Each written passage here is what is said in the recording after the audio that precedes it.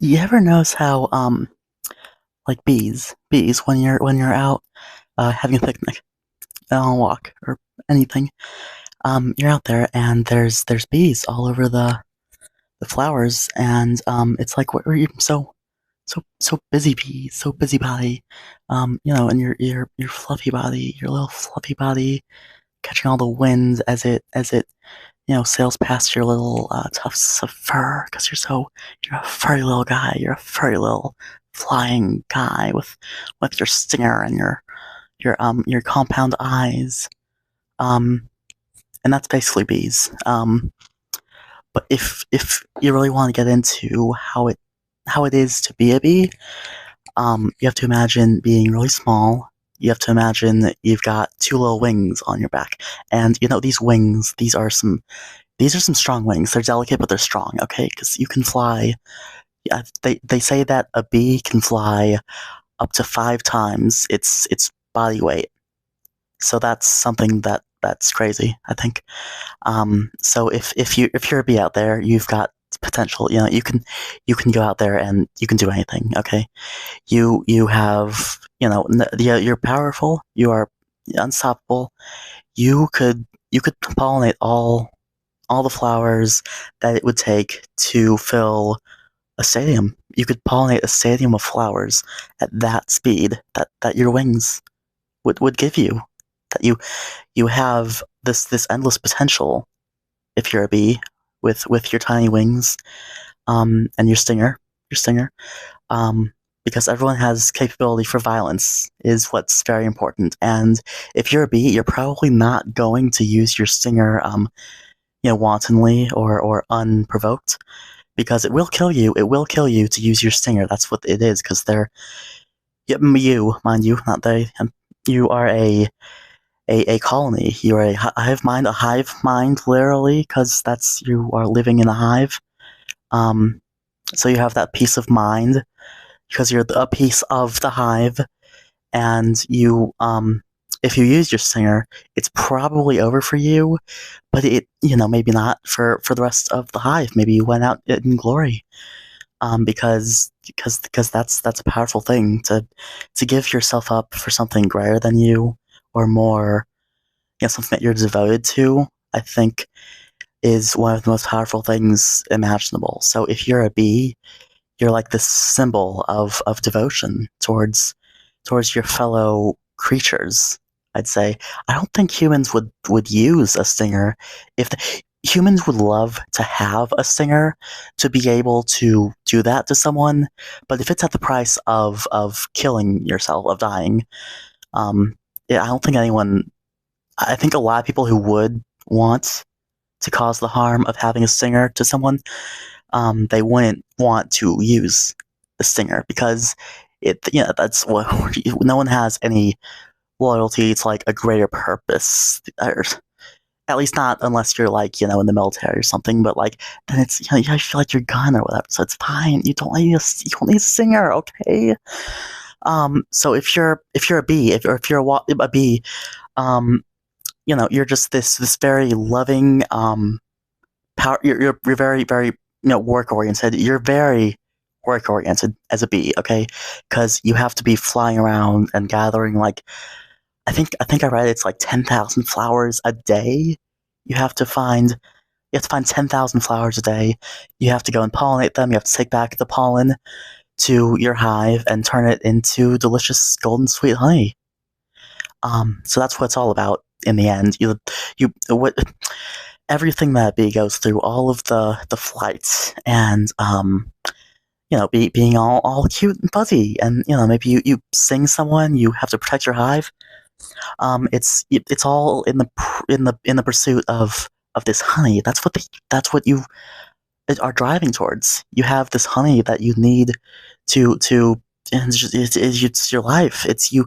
If you are not making honey, what are you doing? It's like it's dangerous as it might be to put yourself out there to get the flowers, to get the pollen. Yeah, it's like, what else are you gonna do? What are you gonna do? Just not make honey as a bee? Because that's not gonna happen. That's not good. You can't be if there's no bees that are just gonna say, yeah, hey, I'm gonna Collins, I'm gonna retire early. I'm feeling, my golden years are coming in. I'm gonna just enjoy myself. Because no, you don't get that. Bees don't retire. They don't have plans, retirement plans. They don't have a 401k. They don't have, grandkids that they invite over and they make like honey cookies, honey candy. And that's not a reality for bees.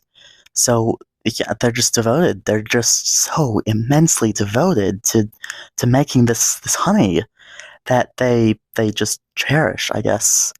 Um, and then I mean, who are we? Who are we to just come along and nab that up, just steal that? It's not right. It's not right that we can just take and. But I mean, hey, it works for them. They don't mind, I guess, because they're not like flying away from the the bee farms, the just where the beekeepers are.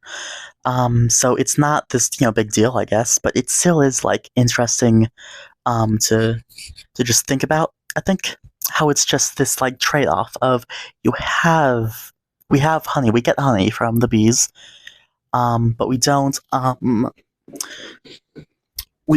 give them anything in return really, aside from like not even protection really, because it's like, what are you gonna do if there's a wolf who's trying to hound your bees, and what are you gonna do out there? Go out there with a shotgun and just defend each individual bee? How are you gonna do that? How are you gonna defend each individual bee from a pack of hogs or something, or like wasps? I guess because bees will get predated by wasps. I heard about that.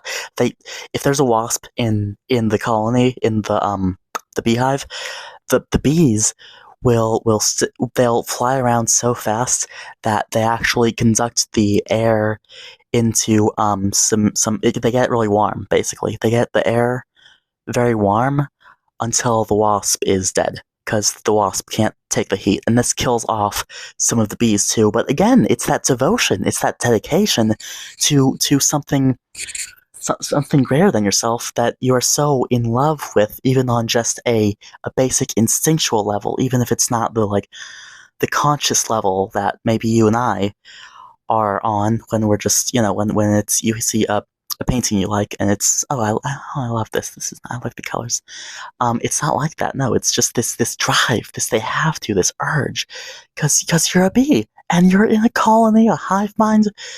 Um, it's just so fascinating to think about how there are these people who can be so different from you. Because they're bees. I mean, they're not people, but we're all we're all children of the earth. The earth just gives birth to us, I guess, and we're here for a while. We go back into the ground when we're done. If you're a wasp that some bees that heat up, that's you're going home. You're going home. Quite honestly, is what's happening, because when you're done playing, you put away your toys back in the ground and you decompose away. Um, you and that's really beautiful, I think, because it's not something that you get to do every day. You get it once. You get to do that one time only. Is the thing about it. So I'm thinking I'm gonna make mine perfect. I'm going to make mine perfect.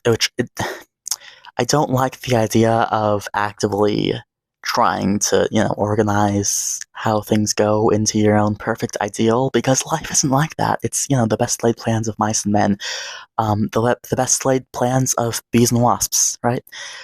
They won't always heat up the wasp enough. Sometimes the wasp gets in and it's not, there's not enough bees, or they don't go fast enough, and then the wasp has the upper hand.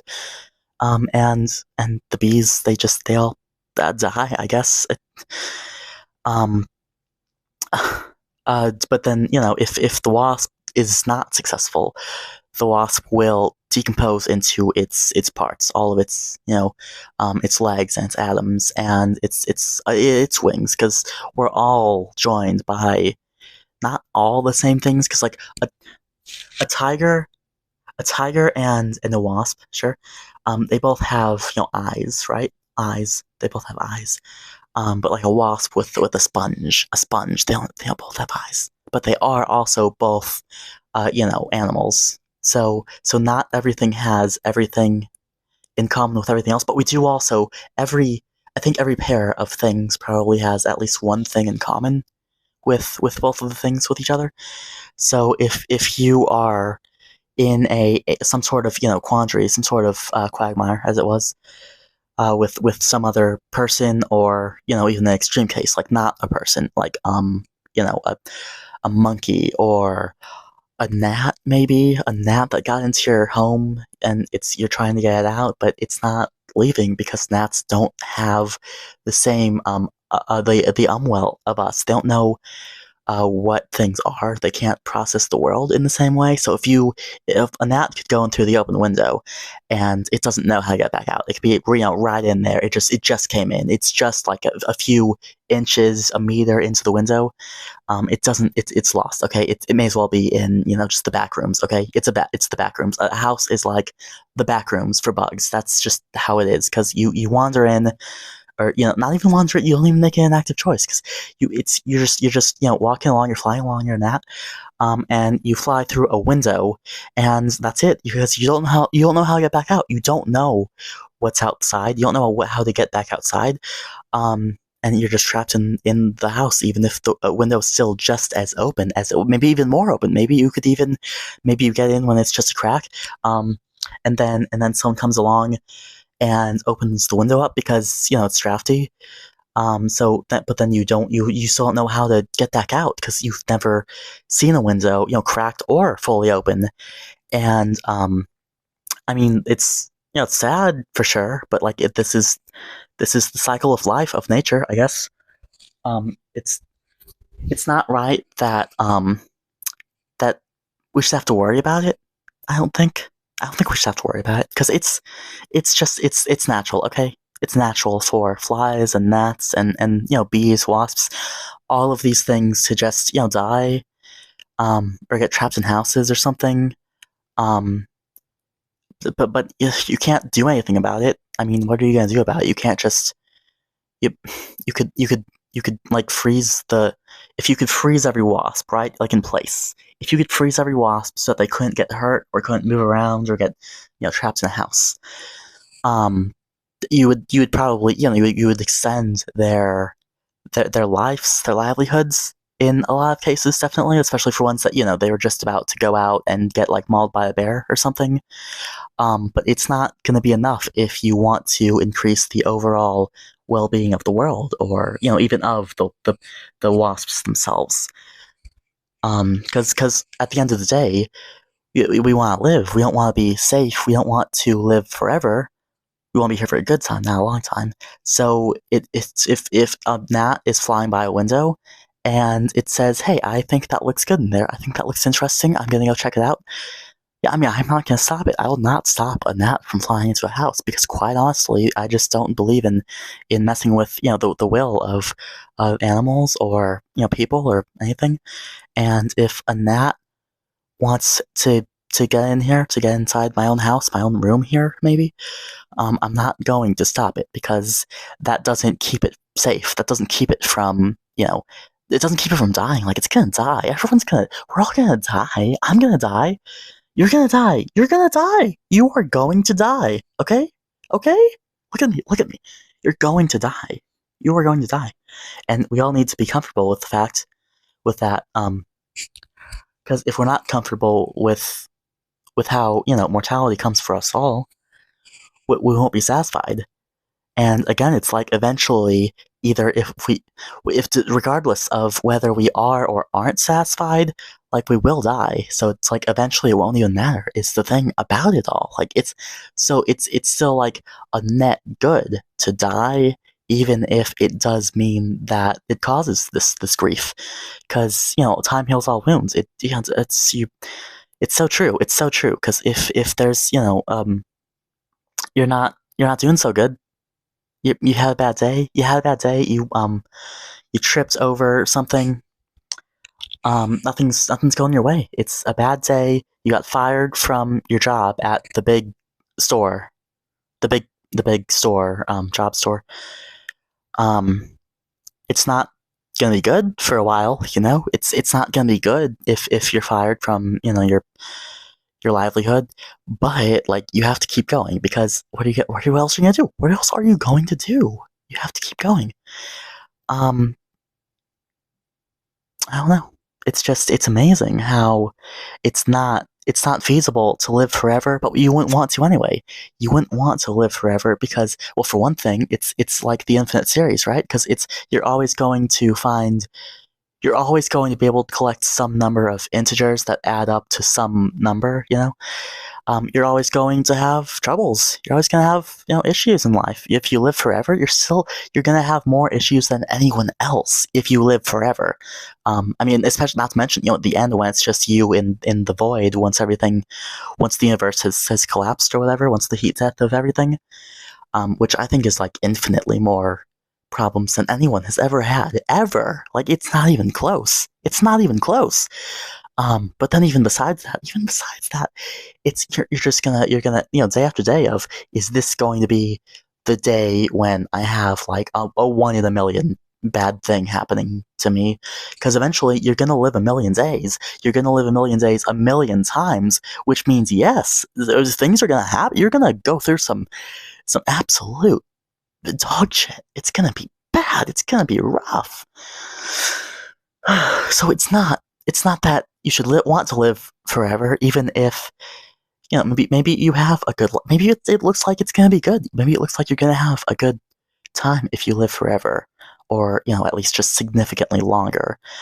You're gonna, maybe it's like, hey, it'd be nice to live, 200 more years, so I could just have, I could read some more books, listen to more music, or just or listen to the future music. The music of the future is because I'm gonna die, by like 2100, I guess, or something, somewhere around then.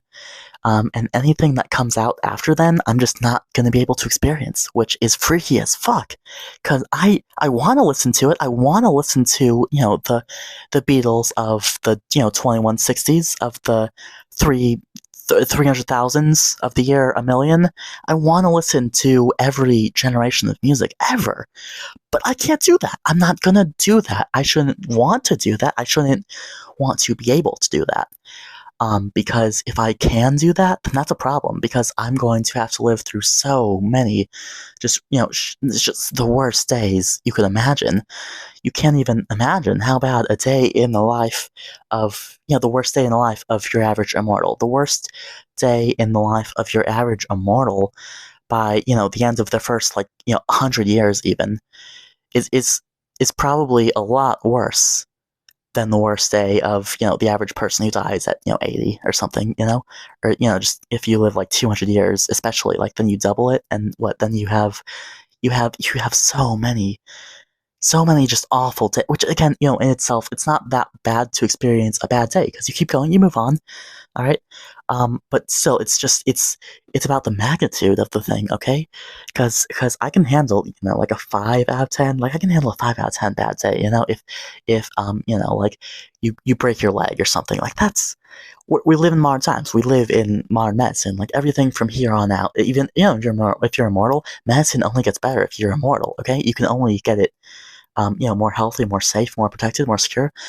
Um, but like, maybe there's not a cure for something that you get, because eventually you will catch or create something that no one has, anything in their right mind to deal with. And then you're fucked. You are so fucked if you're immortal and you have some sort of, like, a bone kidney or something, and there's no doctors in the world that can solve it, because at the end of the day, there's just doctors. There's not this many many people who can handle things, and they don't know enough to treat you, because you've been around so damn long, so goddamn long, and it's not fair. It's not fair to come into the hospital, come into the year 3000, their hospital, where the robots are all flying and the food is all holographic. And the pills are all just like little SD cards, I guess, that you plug into yourself in your mouth or something. Because it's the future and it's all high tech. But still, the doctors still can't deal with all that bullshit that you put them through, because you've been around so long. You've probably traveled more of the world than anyone else ever has. You've like contracted more diseases than anyone. Your microbiome is disgusting. It's not right to bring into a doctor's office to go in with that sort of disrespect that you don't think they have the time of day, or that you think that they have the time of day to treat you with their honestly primitive medicine in the year 3000. Because you'll see eventually, you'll look back, you'll say, oh, the year 3000, that was was Chuck Berry around back then? I don't know, because I don't even remember. It's the year a million now. Now it's the year a million. It's the year it's New Year's Day, a million and one.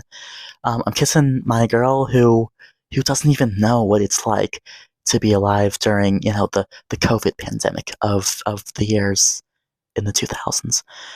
Because she's so young. She's only like 80 years old, I guess. Because because eventually, we're gonna live longer. We're gonna live longer if time keeps progressing, medicine keeps progressing. Even if they can't help you, they can still help the people who aren't selfish, immoral assholes.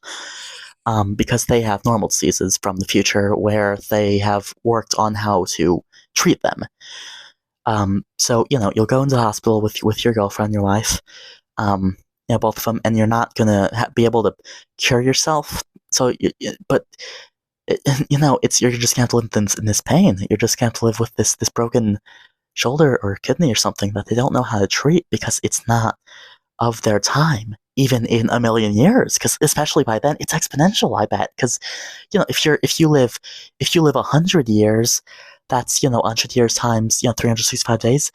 But then if you live 1,000 years by that many days, then like each day is you're doing different because you're going to get tired of the stuff that you did for the last decade, for the last lifetime. So, but then if your wife friend, your girl, and your girlfriend, your wife, they're not going to have as much of a problem as you, and it's gonna be sad to see. Which sad for you, sad for them. It's not right to be immortal, because then you can't relate to the people around you when you're immortal, okay? Because they don't know what it's like. There's so much subculture to being immortal. I believe if you have two people who are immortal, they will develop all kinds of in jokes, especially just over how much time they have. They will develop so much culture around not dying, around being there for both like Shakespeare and the aliens alien literature, or some sort of space creature, or about the time when when you thought that your friend had died, when you thought it had all been over, but no, he was just sleeping for a while because he was tired for a while, um, uh, and he just sleep for a decade, and they say it's fine, and he's back, and it's all good.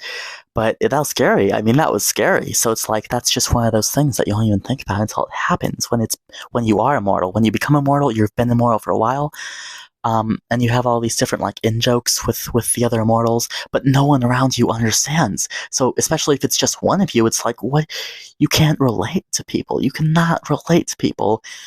The longer you've been around as an immortal, it sucks because if you have these standards of how long things feel, or how long if it's how long is it until Christmas? Your kid, she's asking you how long is it until Santa brings me my ray gun, my portal gun from from Portal a million, because it's the future, and they rebooted every franchise has been rebooted, just countless times at this point in the year a million, because that's just how things are.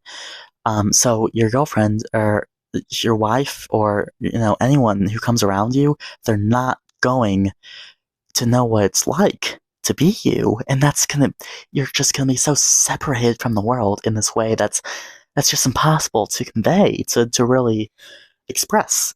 Which then that just creates more culture around it, because you're going to create art about it. You've got to create art. That's what you've got to do. That's all you can do about it, is create some art about how it feels to live every day like it's not your last, because it's never going to be your last day. It's never going to be your last day. It's It's awful. You can't be immortal. You cannot be immortal. Okay, don't do it.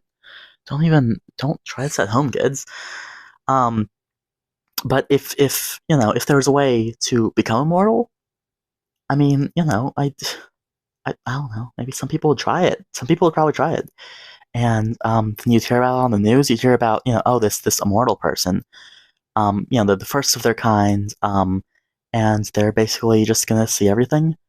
And imagine what that's like to know that someone else in your life or on the news is going to be around for everything, and you're just at the beginning of their journey. They're just at the beginning of their journey, but so are you, and that's all you'll ever be at is just this distant past where they don't even remember you eventually because you're just this this is nobody from the past from 2 trillion years ago or more. And it's just so scary to imagine how many lost connections you can rack up over an immortal lifetime. How many different I mean, God, just the diary of an immortal. Like, imagine just reading back through a journal entry from the computer age from back in our times. Just imagine just where our fears, where our desires, how we think as a society, and then if you could look at that as someone from a million years out, and you could compare it to how we live then, I bet there would be a lot to say, and it would be scary to be on this on the earlier older end of that, and imagine what it would be like. Just this person who exists right now. Maybe was born after you, even, or before you even, um, and they just know you as this thing that will just exist for a little bit, but then not that much longer because it's on the scale of immortal. I'm gonna die tomorrow. So then it's just this disconnect, this weird parallel lines, but one of them is just a meter long and the other one is on a grid. It's the y-axis, okay? Um, it's because the immortals, they're the y-axis. They go forever, infinity. They just keep going. They're the number line. It's a black hole that just goes on forever and ever. Pi goes on forever and ever. You can't stop these things. You can't stop an immortal. You can't stop an immortal from experiencing life, just like us. I mean, we can relate to them on that because that's all there is. There's just life, and immortals just get more of it than us. But it's all just the same. It's all the same life, though. It's all the same. The same ephemeral dust or plasma. We're all just swimming in the same, or fish. We're in the same pond, and some ponds are bigger than others. Some ponds are infinite, and it's just not right that we can even imagine what it's like to be an immortal, because then we have this longing of I wish I didn't have to say goodbye to things. But then if you're immortal, you have to say goodbye to so many things. You have to say goodbye to your every wife, so many wives you have to say goodbye to. It's not even right, because even if you have a lot of wives, okay, a lot of wives at once, you're gonna have to say goodbye to even more wives. You're gonna have to eke out your wives, really just drip feed yourself love, and that would suck so bad. You have to just allot yourself. Oh, I can get into one extremely personal relationship per century, right? That's what you have to do. You have to allot yourself just this quota of I cannot get attached to that many people. I cannot deal with this right now. So you have to go. You meet someone, and it's I'm dealing with the loss of my husband from the 1900s, from a century ago. So I still don't think I can handle this right now. Okay, sorry. We don't.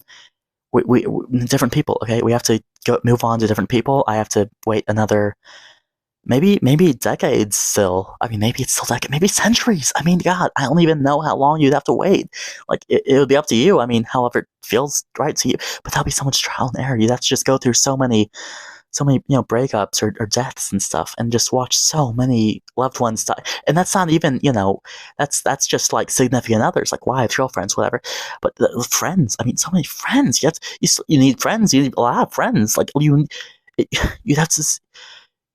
God, you could build up a friend group that means so much, and then that just makes it hurt so much more when it's gone, when it's gone, and you have to move on to a new one, or maybe you just maybe you shift through, and it's like you have your one friend group that you had before you were an immortal, I guess, because it's this you become immortal, and then your friend group, it phases in like a revolving door, because then people could, like, you meet new people, you introduce them to everyone, to the fam, to the gang, to the squad, um, and people just rotate in and out, and you have this like shifting over time where it's this Theseus's ship, this ship of Theseus of friends, where your Frank, your friend Frank, he knows John, and John is gonna be your friend for a while, and John, eventually you meet Alex, right? Alex you introduced to John, but then Frank is, he's dead. He died by now. He died. Frank is dead. So there's that shifting. It's not the same friend group as it was before. Now it's a new one. And then John dies, or John gets mad at you and leaves or something, or you get mad at John even, and you say, "Hey, Alex," or let's pack up. Let's blow this popsicle stand, and then you have to nomadically travel through just the whole ecosystem of society over time, and you experience all these different friend groups in different places that you travel to, the different places that you live, because then and then you just have these like lineage of just this you've been through so much. You've been through so much with so many people, and some of the people that you know right now know the people that you knew, but not anyone who would have been alive longer than they had been alive, or as long as they would have, as old as they would have been, because there has to be that crossover between the new person and the old person's their lifespans. They have to have that cross. You don't have to worry about that. You don't have a lifespan. You just have a life. There's no span to it. You just have, I mean, your birth, but then you just live forever. So what? You just have this lifespan that just keeps going on and on. And the people at one point, they could, be connected indirectly to a different point in your life, to your friend group at a different point in your life later on. But it's not the same friend group. It's not, they don't even know anyone from that friend group.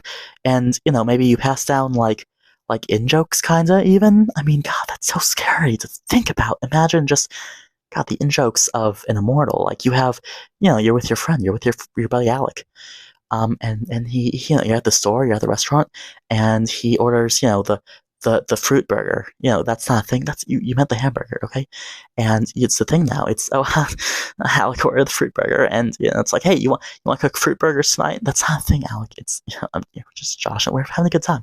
But then your friend Monet, she joins the group, and she gets in on the joke. She's nudging, she's elbowing Alec, fruit burger. But she wasn't there for it. She wasn't there for it. And then once Alec leaves, I mean, then you have this concept of a fruit burger or whatever. I mean, it's you can abstract it to so many things, whatever it is. But you have these jokes that just carry on throughout your life, throughout your friends' lives, and it's this alien feeling, I imagine, where you eventually have this whole big camaraderie with people who they can relate to your humor regarding past events that they were not even born for. They were just not even a glint in their father's eye, or in their balls. Um, so I don't know. Yeah, I guess if you were immortal, you'd have to like eke everything out, and it wouldn't be right to befriend as many people as you could. Although, what else is there? Because that's all you can do is live, and make art, make honey, make friends, make love.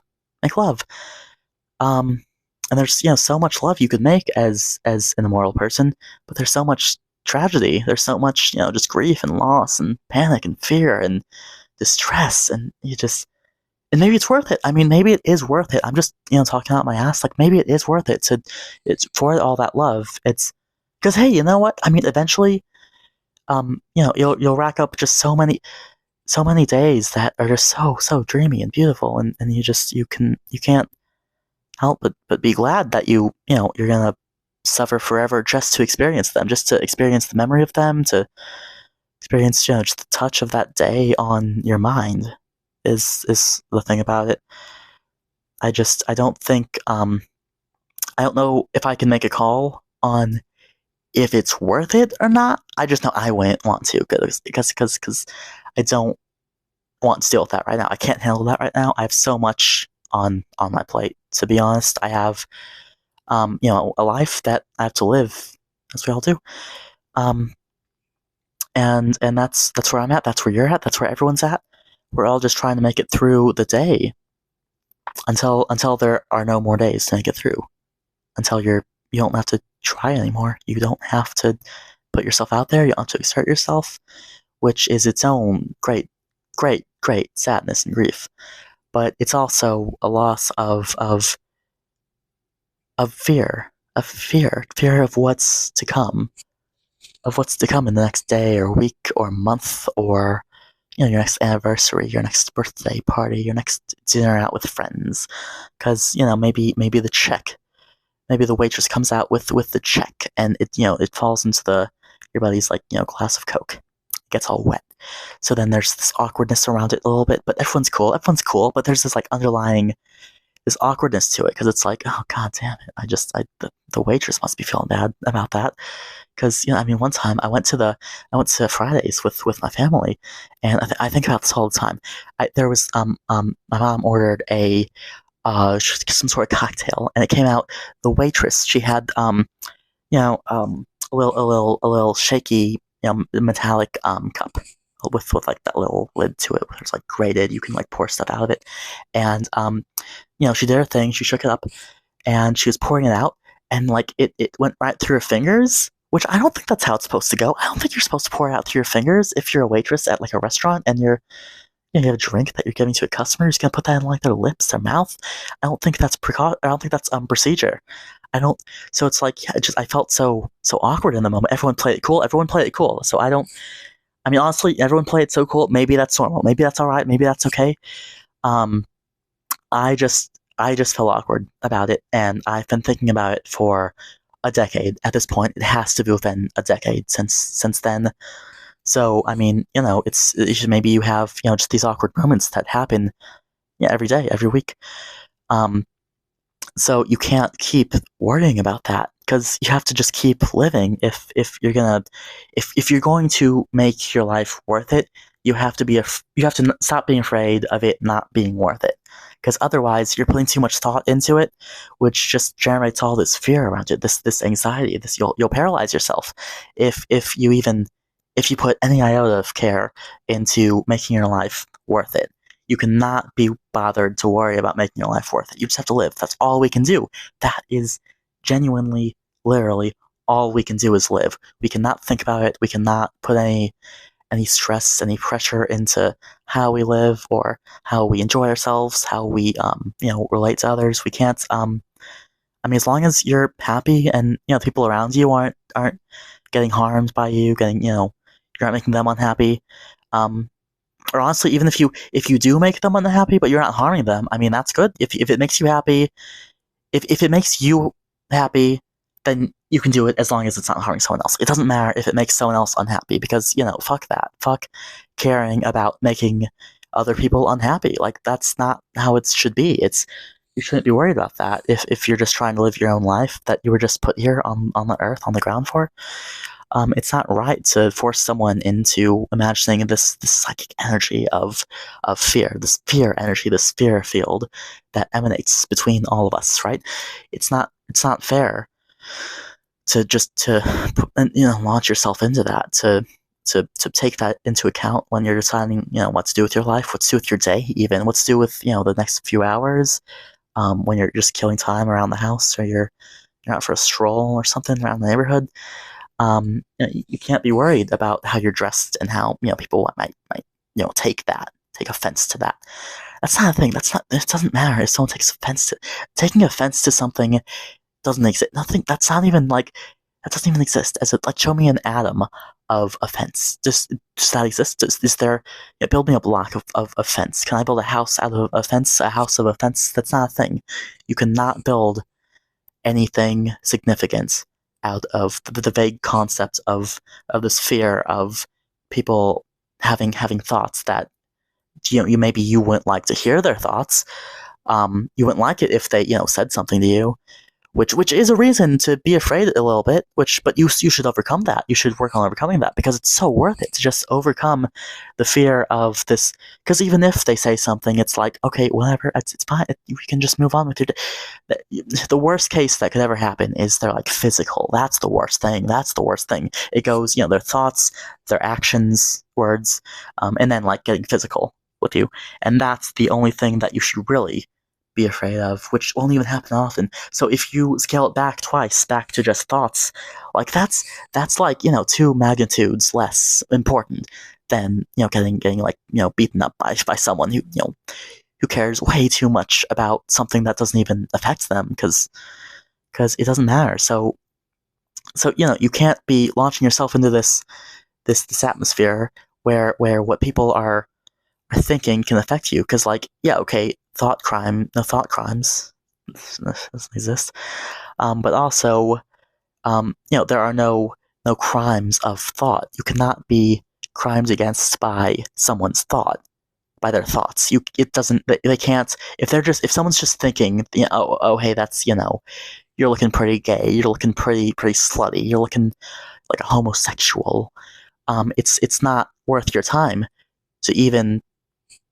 imagine those thoughts that they might be having, that because they're not going to, in most cases, I mean, it's it's a scary thought, but probably a lot of people that you don't even think about, they will see you and they will think something uncharitable or not so kind, but just the most most of them, they won't even say anything. They won't even have the nerve to say it. It's like, who are you? You're not gonna say anything about it. You're not gonna.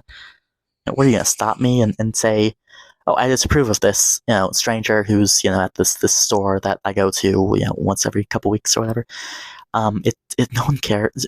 Not enough people care. You don't have to go out worrying that you are going to find someone who will make it a problem for you, that you are, going out there and being yourself. And it's not right that we should have to give ourselves away when we only have one life to live, that we weren't even given a choice in. We weren't given a choice in, first of all, just being alive at all, right?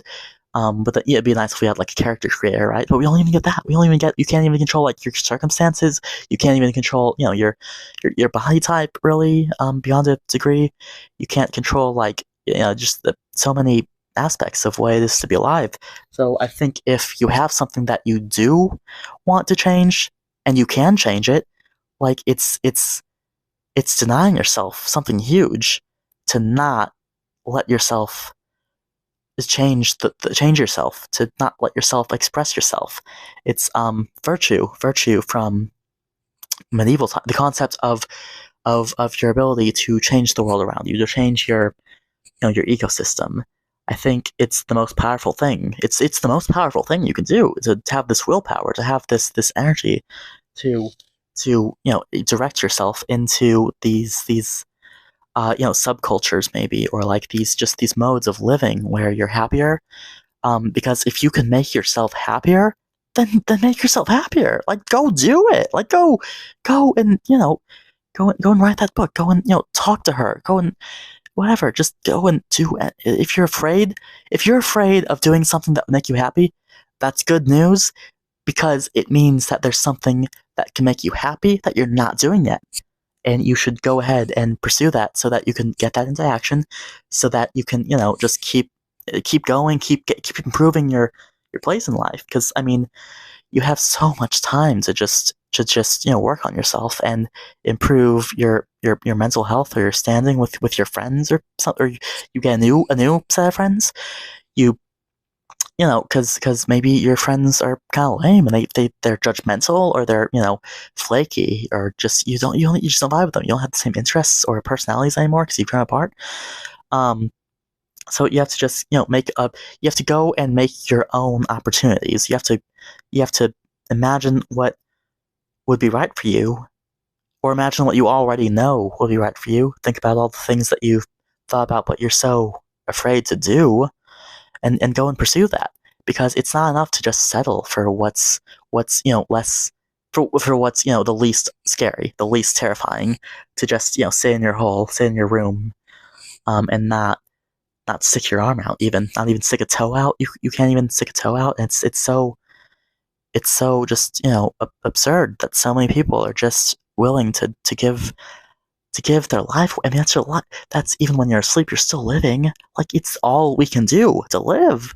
That's what you're doing all the time. You're doing it right now. I'm doing it right now. Everyone's doing it right now. Everyone who's alive right now is living. That's how it works. So if you're not using your living to make yourself happier, that's what it's all about. You have to make yourself happier. Um, it, it's, you have to. It's disingenuous to go through life and say that you're all right with not having that friend that you think would be really cool to have, that person who you really want to reach out to. Because it's like every day that you walk away from your opportunities, you are living in the shadow of the you who is less brave, more brave, who's braver. You are living in the shadow of a less scared you every day that you don't improve anything that you want to. And that's not judgment. It's not judgment, because objectively, like, there's so many ways to live a life. Of course, there's not like one direct you who is doing better than every other you that could possibly exist. That's not a thing. That's not a thing. But if you don't leave the cave, then there's these ghosts of you that did, and they're all going in all these directions, all these over the hills and far away, and they're finding experiences. They're finding mammoths, or like someone else who shares their interests. And you're just in your cave, and you don't even know them. You don't even know the mammoths or the other people, or how much better you don't even know how much better it could be. You could imagine the ways that you wish it could be better, but you don't even know how much more better than that it could even be, because you haven't even gone through the Xeno of it, the Xeno arrow effect of it. How you have to get halfway through. So the Xeno, if you shoot an arrow, it has to get halfway through the space, the distance, before it gets to the destination. But before that, it has to get halfway through the space to destination. So it's like, if you're imagining something that you want that could be better for yourself, that's probably only halfway to, like a billionth of the destination. Because you can keep going. You can, if it's like, because if it's halfway to halfway to halfway to halfway, you keep going up these halfways. You just halfway at a time, and they get bigger each time, because you move up like a 16th. Because that's half of an eighth, and then you move up an eighth, because that's another eighth. And you keep moving up these increments that you're improving your life, and it gets easier as you keep making it easier for yourself to pursue what makes you happy, and then that makes it rewards you. You get that satisfaction. You know that it works. You know that the system works. Once you exercise it, once you exercise what it takes to get yourself to a place that you're happy at, you can then realize, you can imagine for yourself, how could I get even better at this whole thing, this whole crazy life. So as it improves, it improves. That's So if you keep living, and working and breathing, working on yourself, and you get these opportunities that some of them you can imagine for yourself. Some of them come from the result of things that you imagined for yourself. Some of them comes from things that you didn't even have a part in. Some things you're crossing the street, and you get a little dinged by a car, and the driver comes out and apologizes, and you're like, oh, thank you, that was awful. But then on their car they have a sticker for Batman, and you go, you like Batman, you're a batter, you're a bathead. And they'll go, oh yeah, I watched him as a kid. And I've read all his books. I've read all his stories in the comics, and then that's an opportunity that you didn't even know that you had ever. You didn't know that morning, you didn't know a week ago, you couldn't have planned that. You would not have wanted to plan that because you don't want to get hit by a car. That's not good. That's not good. You shouldn't be going out and, if you see someone with a Batman sticker, don't try to get them to run over you. That's not a way to meet people, okay? So you can't be trying to plan things in advance. You can't be trying to plan the best possible life for yourself. It's not going to work out. Things are going to go wrong, but then also things that you didn't even know were going to go will go right. So if you plan for things, it's all, God, man plans, God laughs, or whatever. It's so true. So you just have to keep living and trusting the system that works as you exercise it. And that's like what living is. It's blind trust. It's blind faith that tomorrow's going to be better, or at least not as bad as today, maybe, or it'll, because you have to be there. You have to see tomorrow. You have to see the next day come around. And that's 24 hours. That's like what 168,000 minutes, I think. So that's a lot of minutes, and I mean you're asleep for a lot of that, but that still leaves a lot of minutes to just because every minute 60 seconds passes, and that's 60 seconds. That's 60. That's, I mean, God, if you could read one book for every second in a day or a week or whatever, you would be reading a lot of books, okay? And that's not feasible, of course, but just to illustrate, that's a lot of time. If you every day you have all these different opportunities that you could take, if you keep moving yourself forward and trusting in the system. So yeah, I don't know.